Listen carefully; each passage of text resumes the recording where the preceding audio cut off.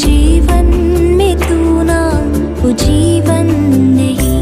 निर्गमन का पुस्तक 6 अध्याय का 6 से लेकर 8 वचन तक। इस कारण तो इस्राएलियों से कहे कि मैं यहोवा हूँ, और तुमको मिस्रियों की बोझ के नीचे से निकालूंगा और उनके दासत्व से तुमको छुड़ाऊंगा और अपनी भुजा बढ़ाकर और भारी दंड देकर तुम्हें छुड़ा लूंगा, और मैं तुमको अपनी प्रजा बनाने के लिए अपना लूंगा, और मैं तुम्हारा परमेश्वर ठहरूंगा, और तुम जान लोगे कि मैं तुम्हारा परमेश्वर यहोवा हूँ, जो तुम्हें मिस्रियों के बोझ के नीचे से निकाल ले आया है। और जिस देश के देने की शपथ मैंने इब्राहिम, इसहाक और याकूब से खाई थी, उसी में से मैं तुम्हें पहुंचाकर उसे तुम्हारा भाग कर दूंगा। मैं तो यहोवा हूँ। परमेश्वर इस्राएलियों के लिए वादा किया है, मैं तुम्हें छुड़ाऊंगा, ले जाऊंगा और पहुंचाऊंगा। जी हाँ, इन वचनों को देखिए। 6वें वचन में कहता है, उन मिस्रियों से मैं तुम्हें आजाद करूंगा, यानी उनके बोझ से मैं तुम्हें आजाद करूंगा। और 7वें वचन में कहता है, मैं तुम्हारे संग संग आऊंगा, तुम्हें चिंता करने की कोई जरूरत नहीं है। 8वें वचन में कहता है परमेश्वर, मैं तुम्हें उस देश में पहुंचाऊंगा। परमेश्वर कहता है छुड़ाऊंगा, साथ में आऊंगा, पहुंचाऊंगा। परमेश्वर का वचन अद्भुत वचन है। मिस्र से कादेश बर्नेया तक उनके लिए आने में कम से कम 2 साल लगा। इन दोनों साल में परमेश्वर ने इन्हें अद्भुत रीति से बहुत सारी बातों को सिखलाया है, आगे कैसे क्या करना। और मिस्रियों में प्रभु 10